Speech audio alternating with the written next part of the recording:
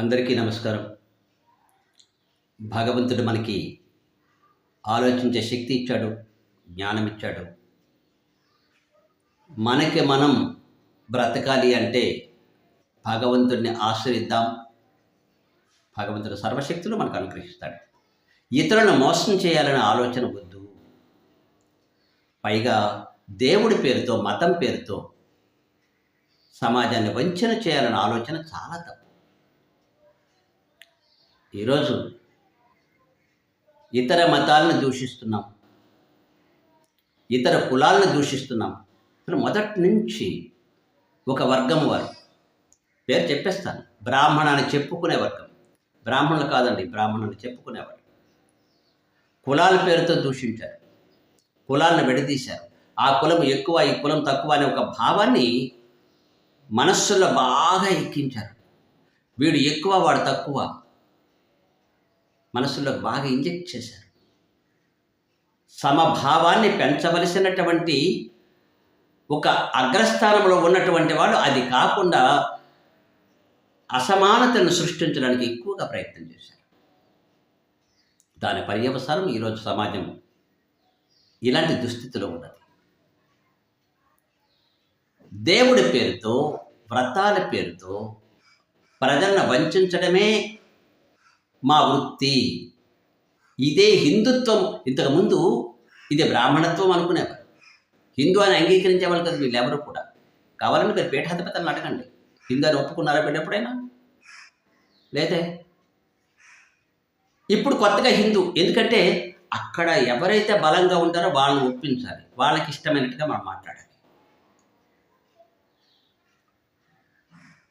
రాజును పొగిడితే రాజు యొక్క బలం మనకు వస్తుంది. అధికారంలో ఉన్న వాళ్ళని పొగిడితే మనకి వాళ్ళ యొక్క శక్తి మనకు లభిస్తుంది. ఇది ఒక కుత్సితమైన ఆలోచన.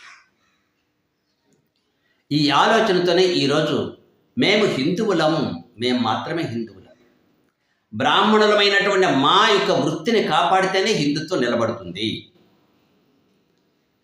భగవద్గీతలో నిష్కామ కర్మయోగము అని చెప్పబడింది.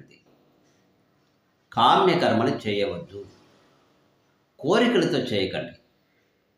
భగవంతుడు ఇచ్చినటువంటి శక్తితో భగవంతుడిని ఆరాధన చేస్తున్నాం, ఈ భావాన్ని కలిగించండి. భగవంతుని మీద ప్రేమను కలిగించండి.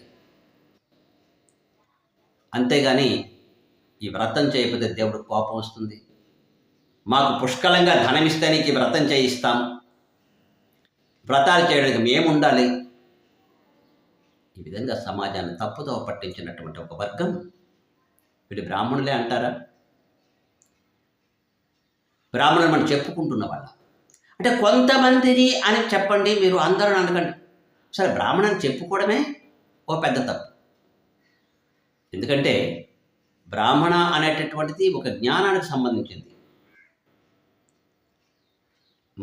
మొన్న వీడియోలో చెప్పుకున్నాం, జన్మనా జాయతే శూద్ర సంస్కారాత్ ద్విజ ఉచ్యతే. వీళ్ళు కేవలము యజ్ఞోపవేతం వేసుకోవడం చేత ద్విజలు అవుతున్నారు. బ్రాహ్మణుడు ఎవడు కావడం, కనీసం విప్రుడు కూడా కావడం. కనుక ప్రజలారా ఆలోచించండి. 100 మంది ఉండేటటువంటి ఒక బస్సులో 2 దొంగలు ప్రవేశించి మొత్తం అందరిని భయపెట్టి దోచుకుంటారు. అంటే వాళ్ళలో ఐక్యత ఉంది. ఈ బస్సులో ఉండే వాళ్ళ ఐక్యత లేదు.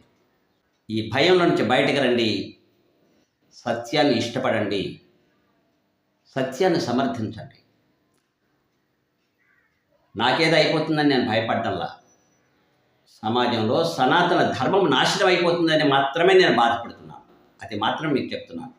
కాదు, మీరు చేసింది కరెక్ట్ అయితే నిరూపించుకోండి. దేవుడు ఇంత దుర్మార్గుడా అండి?